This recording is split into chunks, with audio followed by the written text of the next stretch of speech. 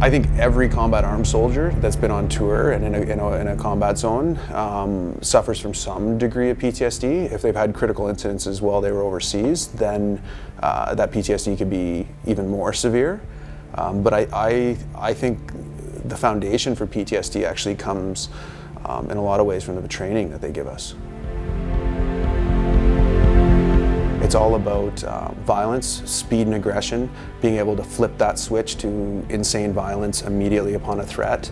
And that type of training and driving that home and driving that threat home kind of puts you in a certain mindset, a do or die, life or death type of mindset. And then when you go overseas and you're put into that intense environment, you're just kind of programmed, I think, when you come back to suffer from PTSD symptoms. And I think that while you're overseas, if you have a critical incident or something happens while you're there, you're programmed to be susceptible to these symptoms. When I returned from Afghanistan, the symptoms I started noticing right away was hypervigilance. I was having trouble getting to sleep at night, and my level of anxiety, anger, and frustration with kind of everything throughout my day was at a very, very high level. My wife was the first who said, "Rather, you've got PTSD." She was the first to notice it. Once she kind of pointed it out to me, I recognized it as well, but I was afraid to go see the military physicians to get a PTSD diagnosis because that basically put you on the injured list. It meant that your career was essentially over, that you weren't going to be selected for any courses or any additional tours, and I was afraid of having that PTSD stigma associated with me.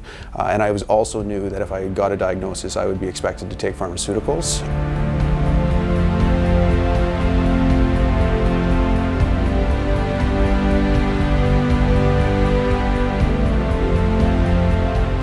When we're seeing veterans in the clinic, the vast majority have been to numerous specialists. So usually they've already seen a psychiatrist, they may have been to a pain clinic, they've been on at least 4, 5, 6, and sometimes I've seen as high as 10 to 12 different pharmaceuticals. From the psychiatric standpoint, we usually try antidepressants, even sometimes antipsychotics or sleeping pills, because insomnia is such a terrible symptom that vets experience. When it comes to chronic pain, we see them on a host of different neurological medications like Cymbalta or Tramadol, or opioids like oxycodone or Percocets. And despite all of those pharmaceuticals, the vast majority of them still feel like they're not getting the relief that they're looking for, or they're not tolerating the side effects of the pharmaceuticals as well as they'd like. Sometimes they are a little bit better on them, but they complain about being in a zombie state, or just not themselves, or lacking interest in everyday activities, and so something's off still, and so they're still looking for something to help manage their symptoms.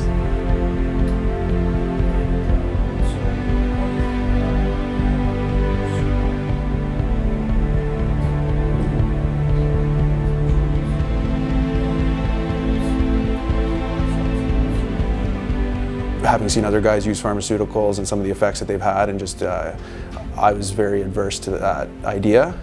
So I actually, due to the fact that I had a relationship with cannabis when I was in high school, kind of preferred it over drinking and knew the effects of it. Instead of seeking a diagnosis in pharmaceuticals, I actually picked up some cannabis and I began using cannabis in the evenings. And so with vets, a lot of them have significant insomnia where they experience recurrence of dreams or traumas at night, and that keeps them awake all night. And if that's what you're experiencing, your brain cannot heal.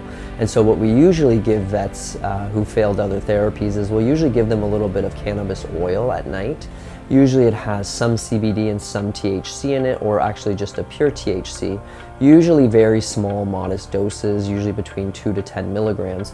And what the vast majority will come back and say is, I feel like I'm sleeping better, my dreams are actually substantially less, and then they wake up the next day and they feel substantially less anxious. I just knew cannabis was probably better for me than pharmaceuticals. I knew it had an effect on me that would relax me, help me get to sleep, and feel better about things. And when I used it to treat my PTSD symptoms for the first time, it was very, very effective. And it was something that I could continue to use on a habitual, go-forward basis.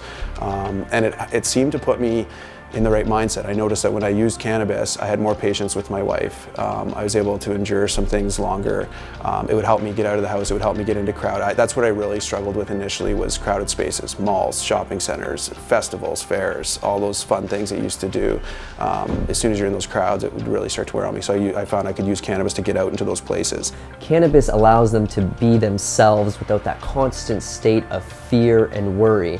And we know that there are cannabinoid receptors in the parts of the brain, what we call the amygdala or the hippocampus. These are very specific areas in the brain where fear is generated. And so if we can relax that area of the brain, we can treat the symptoms of constant worry and fear.